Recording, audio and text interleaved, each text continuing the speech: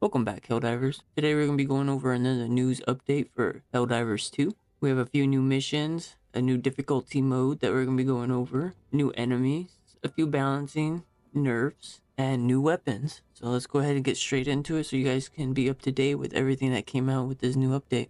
So first things first, I want to go over the major updates.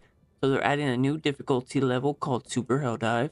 There's new mission objectives, bigger enemy outposts, new bugs and bots, new swamp planet, and new environmental hazards. So with the Super Hell Dive, I'm glad they're adding another difficulty. I felt like the game was a bit too easy. I don't know if I feel the same. Let me know down in the comments. So they added bigger enemy outposts, assault terminated strongholds, and automaton fortresses in the new difficulty Super Hell Dive. So that sounds exciting. I'm ready to dive straight into this and get into these bigger enemy outposts. Sounds like they're going to have some new things you can acquire from these outposts. So that sounds extremely exciting. Now you'll be surprised at what comes next. We have new bugs and we have new bots. So for the bug side, we have the Impalers returning. We have a Spore Charger.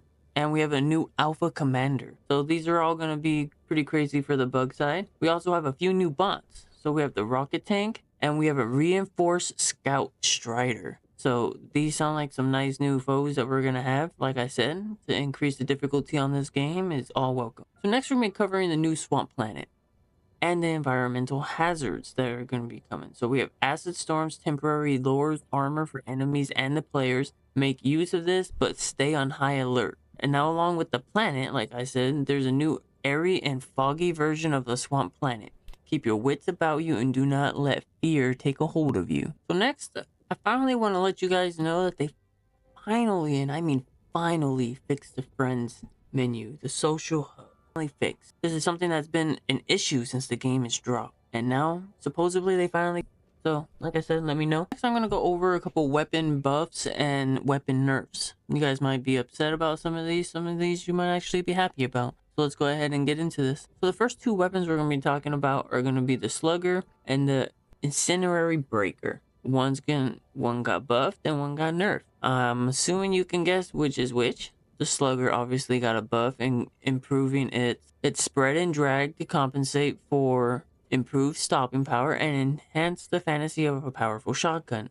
While the Incendiary Breaker was nerfed due to the fire damage being too high and was way too reliable and overshadowing the other weapons by increasing the recoil and reducing the maximum number of magazines. We intend to make the Incendiary Breaker more demanding for good ammo economy while keeping its immense power intact. So, as you would assume, they're ruining one of the best weapons. They should just be buffing other guns so they're not feeling overshadowed, but you know, it is what it is. They're changing the weapons worse. They're always going in the wrong direction with the changes, so it is what it is. You probably gonna have to find a new meta if this was your favorite for the Terminids, as it was my favorite. So just keep in mind that they nerfed it. It has a little bit less ammo. Pistol. The original version of the grenade pistol was quite inconsistent compared to the other weapons. It essentially tripled the amount of grenades available to the player but required 4 ammo boxes to be fully refilled. By reducing its ammo capacity, we want the choice of a grenade pistol to be more deliberate, and we think that restoring more grenades from a single box will compensate for the loss of ammo and will make the grenade pistol more reliable for any mission type.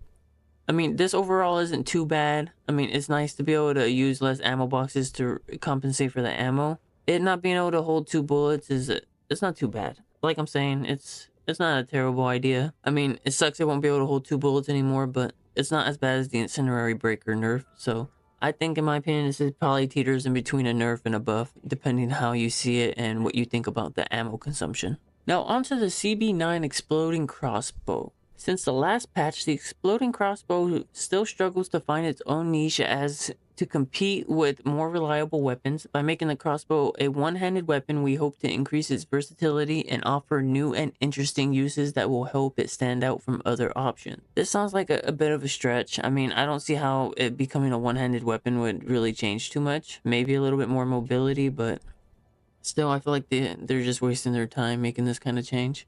But that's going to be it for the Exploding Crossbow. Now we have a few stratagems that they also changed up, and let's go ahead and get into that. For the first stratagem, the MLS 4X Commando.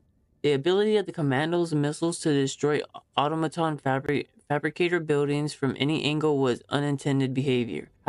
However, the community clearly voiced their enjoyment of the particular bug. We do plan on fixing this, but we have decided to take some time to think this through and not make any rash decisions on how best to rebalance this weapon.